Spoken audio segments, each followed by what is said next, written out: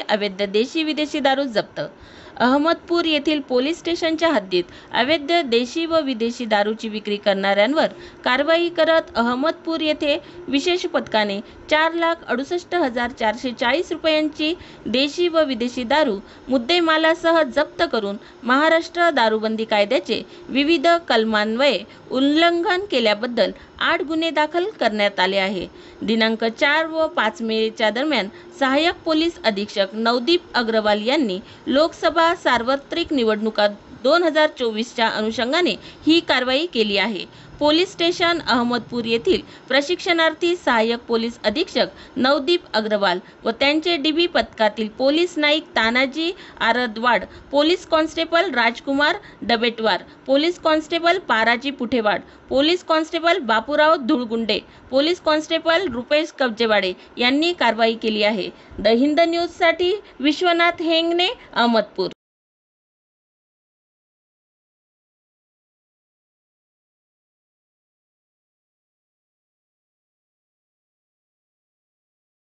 धुळे लोकसभा मतदारसंघातील भाजप महायुतीचे उमेदवार माजी संरक्षण राज्यमंत्री खासदार डॉ. सुभाष भामरे यांनी आज नाशिक भुजबळ फार्म येथील कार्यालयात राज्याचे अन्न, नागरी पुरवठा व ग्राहक संरक्षण मंत्री छगन भुजबळ यांची भेट घेतली. यावेळी मंत्री छगन भुजबळ व डॉ. सुभाष भामरे यांच्यात लोकसभा निवडणुकीबाबत चर्चा झाली.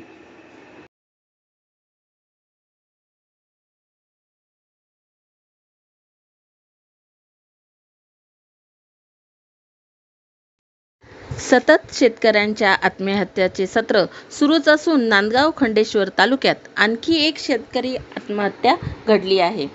वासुदेव बळीराम चौधरी वय 65 वर्ष या शेतकऱ्याने आपल्या राहत्या घरी गळफास लावून आत्महत्या केली.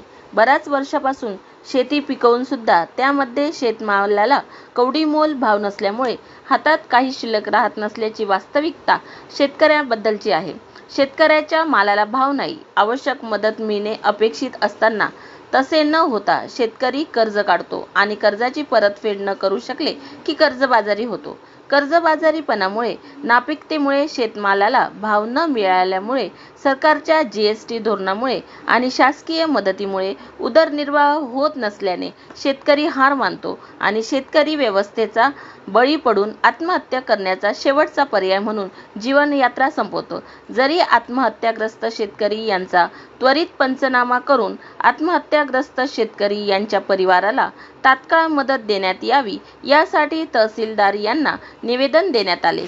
यावेळी महासचिव ओम मोरे, मंगेश देवळे, रुपेश भोयर, अभय पवार, अतुल इल्मे, अभिषेक पवार, संकेत शुक्ला, ऋषिकेश शेगावकर, फॉरवर्ड ब्लॉकचे कार्यकर्ते उपस्थित होते. सुनील बनसोड, अमरावती.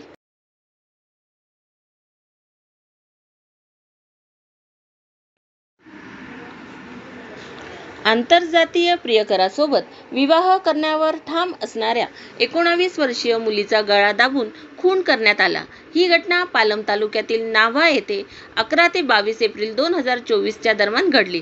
सदर प्रकरणी पालम पोलीस ठाण्यात मयत मुलीच्या आई-वडिलांसह 8 जणांविरुद्ध गुन्हा दाखल करण्यात आला आहे.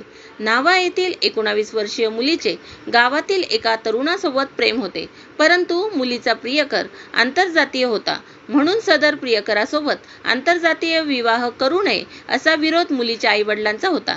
तरीही मुलगी प्रियकरासोबत आंतरजातीय विवाह करण्यावर ठाम होती.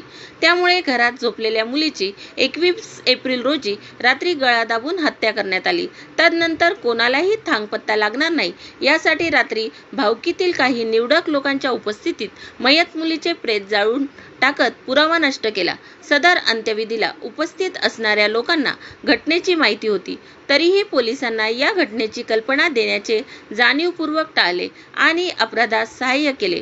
म्हणून आरोपीचे वडील बाळासाहेब भीमराव बाबर, आई रुक्मिणीबाई बाळासाहेब बाबर, अच्युत दत्तराव बाबर, राजेभाऊ रखमाजी बाबर, अशोक अशोक रुस्तुमराव बाबर, आबासाहेब रुस्तुमराव बाबर, गंगाधर बाबर, गोपाळ अशोक बाबर यांच्याविरुद्ध शुक्रवारी 3 मे रोजी पालम पोलीस ठाण्यात गुन्हा दाखल करण्यात आला. अधिक तपास उपविभागीय पोलीस अधिकारी समाधान पाटील करीत आहे.